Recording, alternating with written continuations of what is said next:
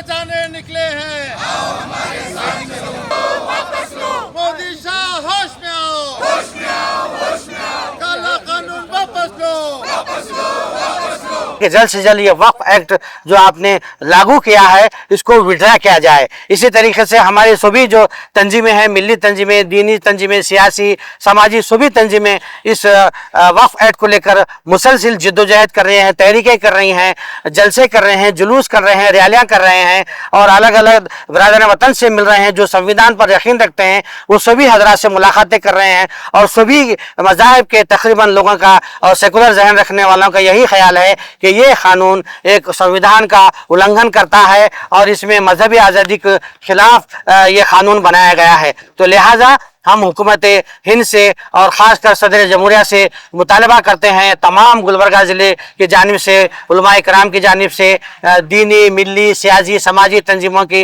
और तमाम जो तंजीमें जो मुख्तलिफ शोबे हयात में काम कर रही हैं उनकी जानिब से ये स्ट्रांगली हम मुतालबा करते हैं सदर जमहूरिया हिंद से कि वो जल्द से जल्द इस कानून को वापस लेने के लिए मरकज़ी हुकूमत को हिदायत जारी करे। मैं यहाँ पर मेमोरेंडम हमारे एडिशनल डिप्टी कमिश्नर यहाँ पर मौजूद हैं, Shrimati Draupadi Murmu ji, honourable president of India, Rashtrapati Bhavan, उनको हम यहाँ मेमोरेंडम दे रहे हैं थ्रू डिप्टी कमिश्नर गुलबर्गा। वक्फ हमारा, राष्ट्र तुम्हारा, नहीं चलेगा, नहीं चलेगा।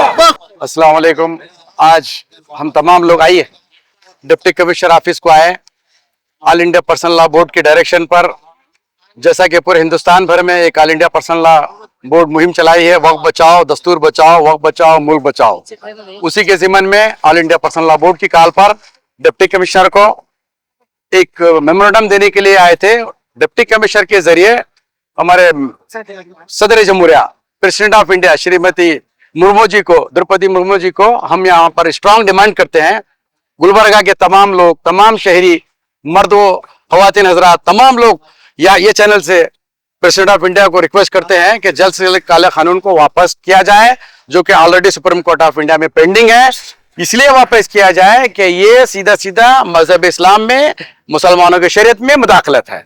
मुदाखलत इसलिए यहां से है कि article 25, article 26, article 29, article 30, article 300A, यहाँ पर ये तमाम आर्टिकल्स का जो हमारे दस्तूर ने हमें मुकम्मल हर हिंदुस्तानी, हर भारतीय नागरिक को जो आजादी दी है उसके खिलाफ हो रहा है, वायोलेशन हो रहा है। इस लिहाज से हम चाहते हैं कि गवर्नमेंट ऑफ इंडिया इसके ऊपर इमीडिएट एक्शन में आए और ये ड्रैकोनियन जो लाया गया है इसको जल्द से जल्द रिपील किया जाए, इसको वापस लिया जाए। और ये matter supreme court of India में है। सुप्रीम कोर्ट ऑफ इंडिया के ऑनरेबल जजेस से भी हम ये गुजारिश करते हैं कि ये मैटर को सीरियसली देखें, सीरियसली कंसिडर करें कि इसके ऊपर जो जो पॉइंट्स हमारे को जो तकलीफ दे बात है, जो इंटरफियरेंस हो रहा है पर्सनल लॉज में, उसको निकाला जाए। मोदी जी ये कह रहे हैं कि वक्फ अमेंडमेंट बिल 2025 मुसलमान औरतों के लिए वाटर शेड मूवमेंट है और मुसलमान औरतों के लिए एम्पावरमेंट के लिए ये बिल लाया गया है।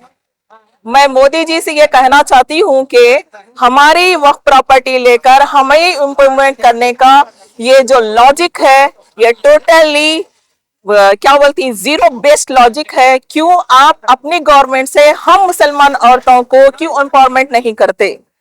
अगर आपको इतनी ही फिक्र हम मुस्लिम औरतों की होती है तो हम मुस्लिम औरतों के ऊपर आपने ट्रिपल तलाक जैसा एक कानून लाया, उसके बाद क्या किया? उसके बाद कोई लीगल एड बनाया हम लोगों के लिए? नहीं। इसके क्या रोजगार दिया हम मुसलमान औरतों के लिए? नहीं।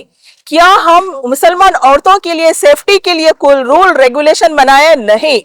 जब मुसलमान औरतों को सूली डील बुली बाई जैसे शेमफुल एक्ट के तहत हम मुसलमान औरतों का ऑक्शन किया जाता है, तब कहाँ होते हैं मोदी जी आप? हम मुसलमान औरतों को 2020 के दंगों में सेक्सुअल हैरेसमेंट किया गया, तब कहाँ थे आप? हिजाब बैंड के तहत आज हमारी हजारों बेटियां एजुकेशन से दूर हैं, आप कहाँ हैं? बिल्किस बानो के रेपिस्ट को छोड़कर उनको फूल और मिठाई से स्वागत किया, तब कहाँ हैं आप? हम मुस्लिम औरतों की आपको फिक्र नहीं होनी चाहिए।